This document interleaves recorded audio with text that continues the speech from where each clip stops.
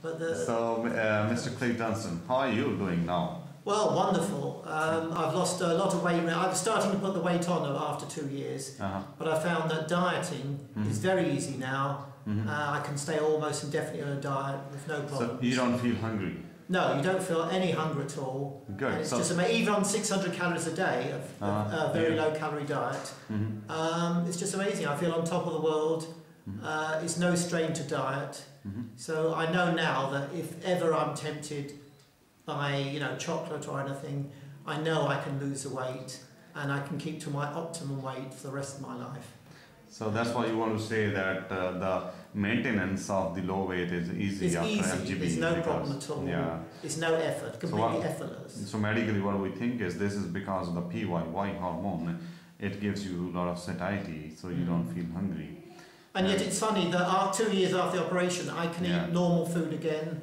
I can eat a full meal. And yet there's still this element that if I do need to diet, and let's face it, we all fall back occasionally, it's just not a problem. It's not a problem. A month or so, you can lose all the excess weight you've put back on, and you can regain the optimum, optimum weight level. So it's just still amazing that 3 years after the event, this procedure is So you are 3 years down the surgery now? Yes, 3 years. It was May 2009. Okay. So it's 2 years, 9 months. Do you feel any weakness or anything? No, never. No weakness at all? No, nothing. And you have been taking the vitamins regularly? Yes, take the vitamins regularly.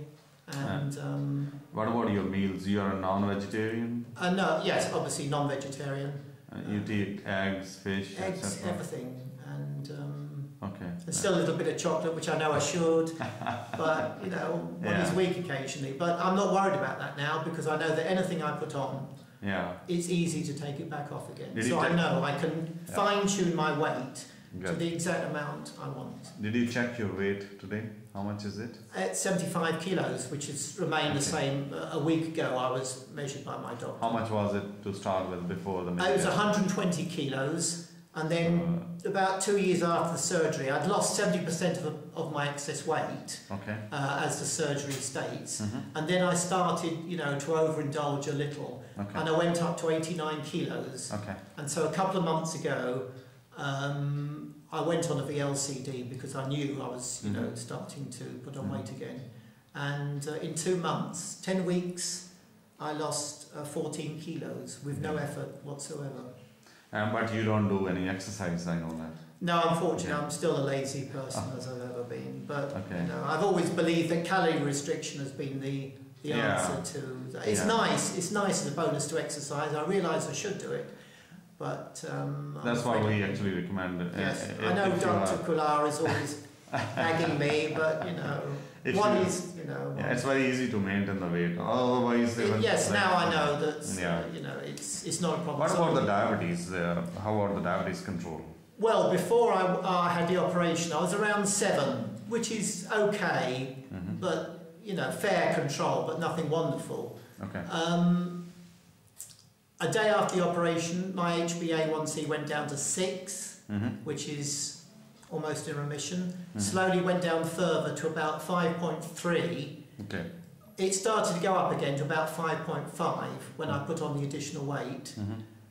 But since been dieting, I'm getting really near my target level. It's come down even more, and then now it's below 5, so it's completely normal. So it's a complete remission at present. Yeah, complete remission of so diabetes. You're doing good. Sorry, one thing. What about the ulcer? We did the check endoscopy. Yes, they found a duodenal ulcer last year, and I stayed in the hospital for 3 days.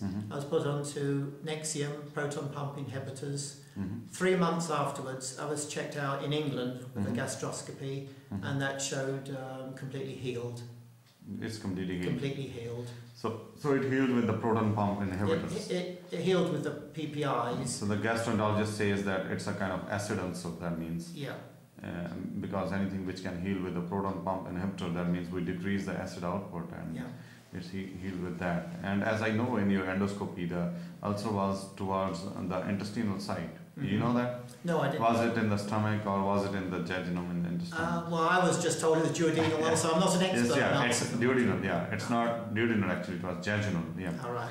So that shows that it was in the jejunum. So it's a jejunum. Yeah, jejunum is like the part of the intestine. So it wasn't a duodenal then? No, not in the duodenum, it was in the jejunum actually. Jejunum. Yeah, right. So that's why we say that even in the mini gastric bypass, although there is some, fear of bile reflux after the mini gastric bypass, but the incidence of ulceration which is seen after mini gastric bypass is almost the same as we see in the Roux-en-Y gastric bypass. And that is the cause of the ulceration is the same. It is the acid, it's not the bile. Okay. And that is why it gets treated with the proton pump inhibitors. So this is the new thing which we are, the new knowledge which people now we can say that the ulcers in MGB are the acid ulcers, not the bile ulcers. So we should not be afraid of MGB. Yeah. We should not be afraid of bile. And as you know, you get regular endoscopies. How many times you have been endoscoped? Well, I have it yearly now when I come here to India. And nobody has told you that there is anything wrong in your stomach? No, they say it was complete. As I said, unlike here in India, you get a full photos and everything. Yeah. And in England, you're just told, it's clear, or it's, it's... And nothing wrong in the esophagus? No Barrett's esophagus? They don't mention it, they're just saying, you don't have an ulcer anymore, that's it. So that's the fear with the bile reflux is that if it enters your esophagus, yes, it can damage the esophagus cells and you can have some problem.